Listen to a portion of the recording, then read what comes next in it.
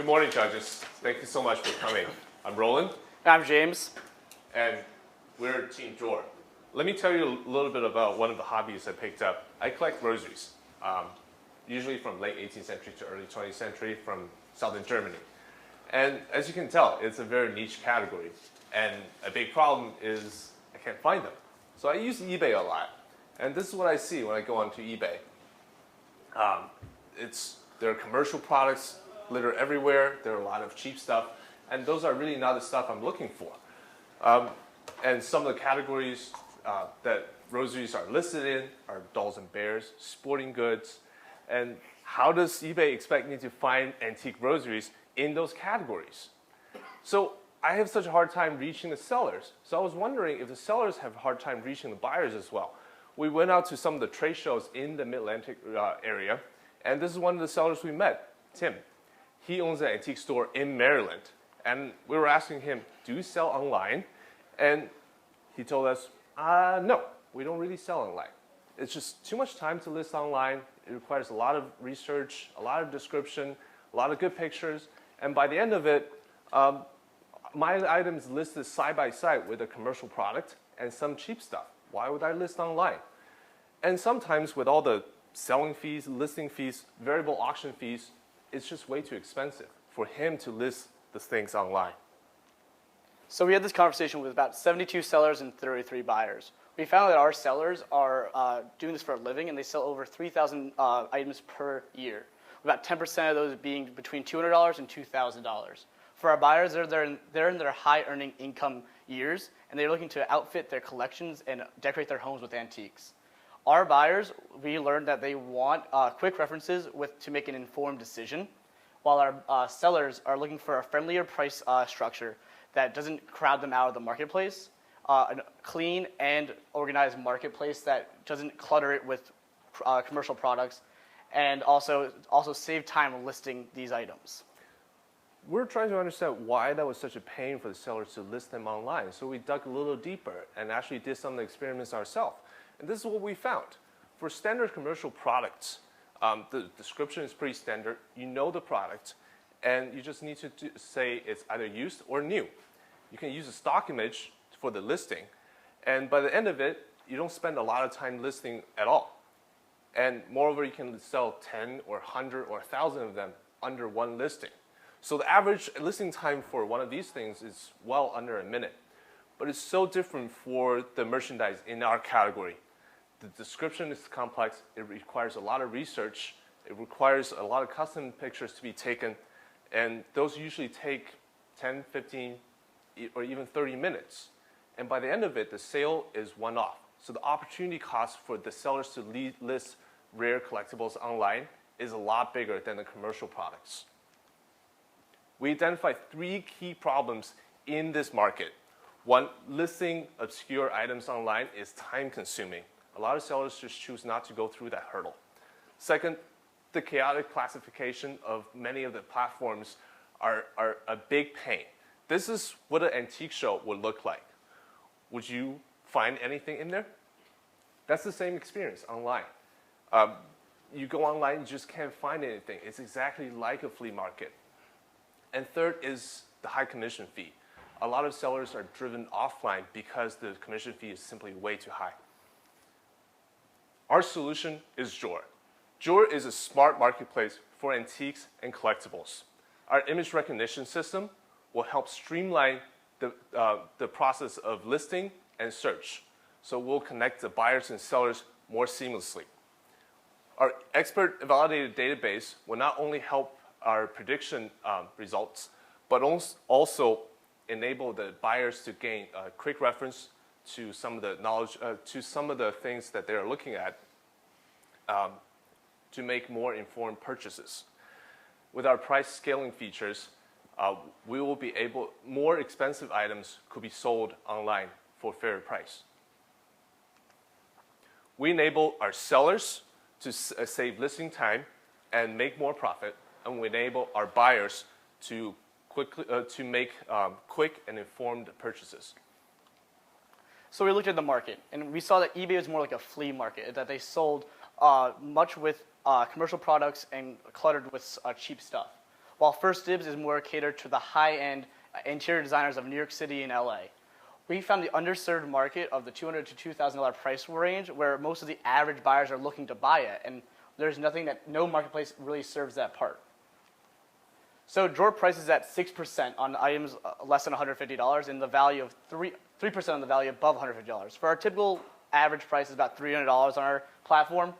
Our pricing model will help sellers retain more of their profits compared to our competition. So to acquire these merchants, we are looking to do direct sales at trade shows where we're going to do about 12 per year, and they have about a minimum of 600 booths at each trade show, and we are looking to onboard 10 per trip. So we had 120 sustained merchants in year 1, which will translate to 300 sustained merchants in year 2. Some of our key partnerships are incentivizing merchants to onboard other merchants and buyers alike. And to have a wider range of buyers, we're looking to use search engine optimization and targeted social media ad campaigns. So with those 300 sustained users in year 2, they'll be selling about 1 item per day. So that'll be 90,000 transactions in year 2. Now, about the average price is $300, so the transaction fee to us is $13.50, which will generate $1.2 million in revenue.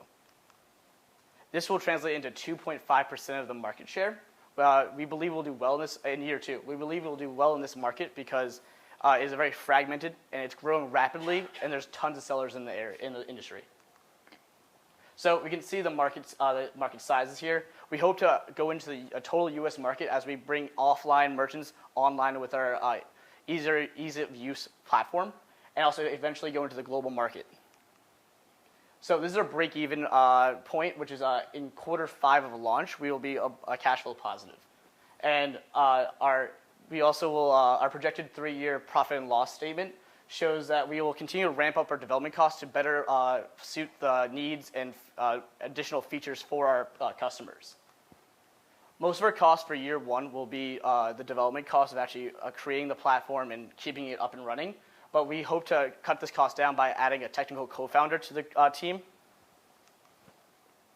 This is our competitive landscape. We understand there are a lot of marketplaces out there, but none of them. We also identified a key market segment that is underserved by the current solutions.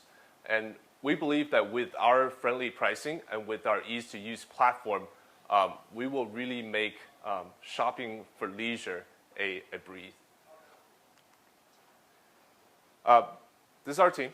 James his family owns an antique store, and he has a lot of knowledge and connections in the industry. He's working on the business development side.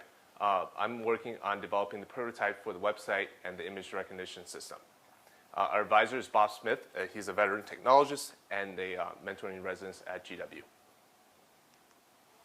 So with the new venture prize money, we'll be using it to fund our pre-launch development costs to get the platform up and running.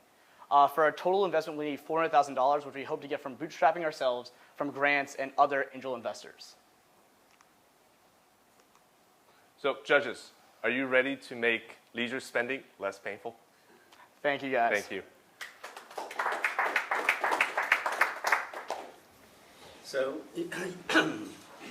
I'm wondering how you priced, how you came up with the size of the market. I think from 200 to 2,000, those being the items. Mm-hmm. Yes. And then you said in your forecast you captured 2.5% of that market. How did you size that number? So the 2,000, there is not a concrete data on how much of the market is 200 to 2,000. We think it's about 30% of that market is within that range. So that's just for our immediate target market of online. So we will capture 2.5% of the overall, but the market opportunity is 30% or so. So when you did your forecast, you said, hey, if we do these things, we'll capture 2.5% of the market. Is that what you said to yourselves? Yes. Or did you go from the bottom up and say, this is how we're going to close, and that amounts to about? Yeah, so we started with our how we are going to acquire these merchants and how many we can acquire them.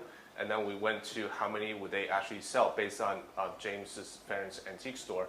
And then we went to how many transactions will actually occur, what's the average price, and that's what we arrived at.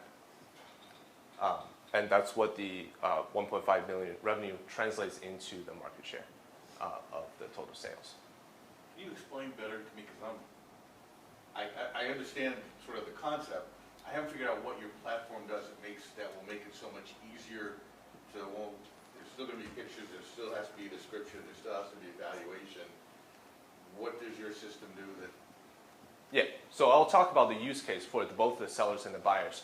For the seller, right now it's a form-filled description. So you have to put in the pictures, you have to fill out a lot of features.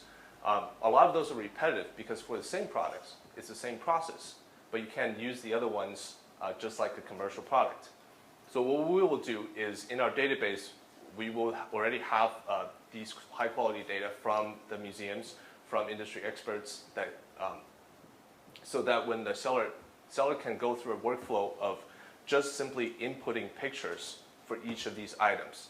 There's usually a 48-hour delay for any platform for things to list online. Within that time range, our image recognition will automatically generate a lot of the features. And hopefully, very, very quickly, by the time they're done taking all the pictures, they can already go back and review all the tags we generate for them. So we were automating a lot of the process for them and also standardizing what they would call them. So they're not categorizing them in the wrong place. How are you, I'm sorry, can you touch more on the, how are you going to build a database covering the entire antiques market between $200 and $2,000? Right. So obviously we're doing this slowly. We're not capturing the entire market. So we're going to start with the popular categories. So the algorithm doesn't need to be very complex, and it cannot be complex when you're using it for speed online.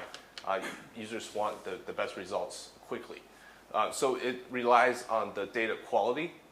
So for each of these categories, it's a superclass, what we would call it. So right now for the MVP, a commercial recognition API like Google or Amazon will help us get to that this is a vase.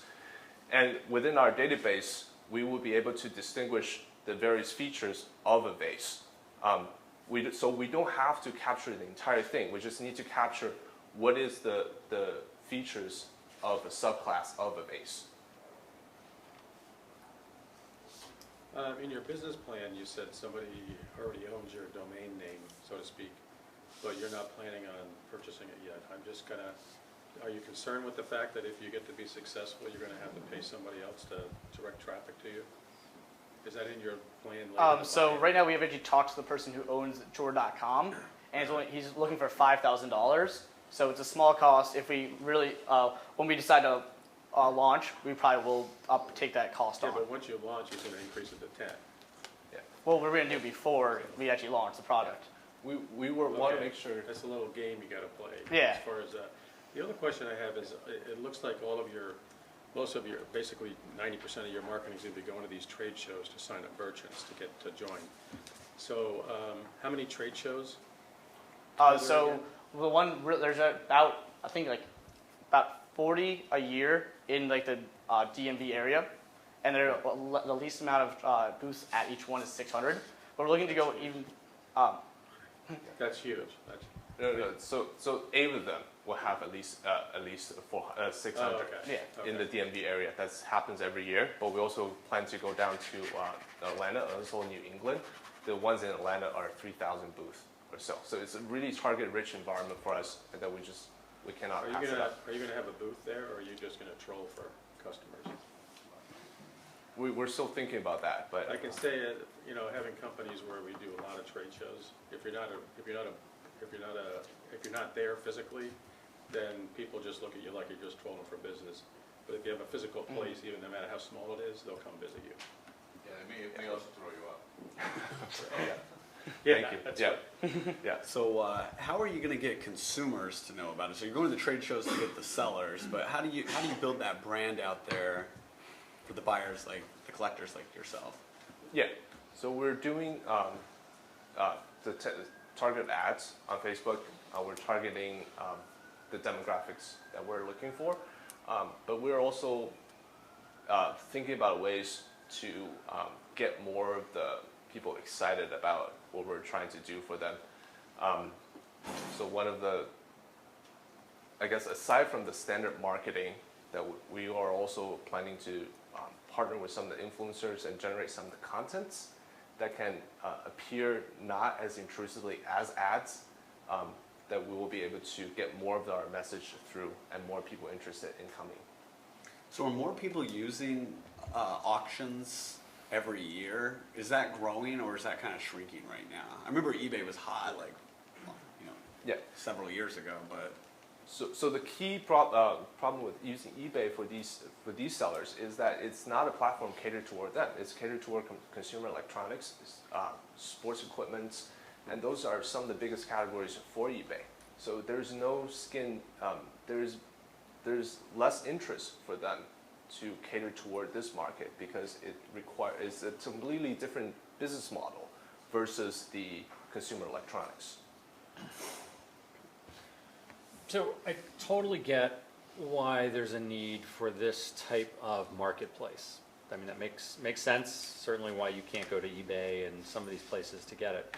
But is the value proposition really about taking over the creation of the listing from a seller, or is the value proposition more about creating the destination that will have the buyers, as was just asked about? You know what I mean? Is the seller really want to pass on most of the writing of this about their particular pieces to you and looking for you to truly create that, or is the value proposition really in the marketplace itself and not in that whole algorithm on the front end? So I found from like my own personal experience working in an antique store with my parents for the last few years, and also like I come from an antique town. There's 50 stores in the town. Lots of them don't really know what they're actually buying. They have an idea, but they really don't know the specificity of it. Okay. So having that ability to upload an image and it'll tell you what it is and what all the different speculations comes from definitely helps them more than anything. yeah, but it seems like, why is there an antique town? It's because, and there's 50 dealers there. It's because there's buyers there. There's collectors. They go there. It is, yeah. I mean, if you had more collectors, it seems like even if you didn't have the algorithm, buyers or sellers would still go there. Yeah, well, having a mass of sellers is always how we get much more buyers. We have as we grow, it's like a chicken and egg problem where we have to get sellers at the same time as getting buyers, so both sides are happy. And that's what we're trying to work on with our acquisition process of going to these trade shows and talking to the sellers, while also doing advertisement campaigns and stuff. Okay. You guys did a very good job in a lot of ways, but my main constructive criticism is that the way you size the business, it just doesn't warrant venture capital investment. In 1 minute and 40 seconds, can you address that concern? Would you repeat the question again, sir? Your forecast in revenue seems so slight to really warrant a venture capital investment. Right. What would you say to that? In our initial development, we are sizing the market very, very conservatively, and also all our assumptions, we try to go as low as possible. Obviously, we are for investors, we would do different scenarios. Right now, this is our most conservative scenario, and we do believe the market. There's a lot of market opportunity out there, and once we really get the momentum going, the market will really grow on itself. So it's hard to predict because the industry is not as well researched as a huge commercial research. It's a niche in the market. So right now it's hard to tell how the projection is really going to do unless we get ourselves into the water first.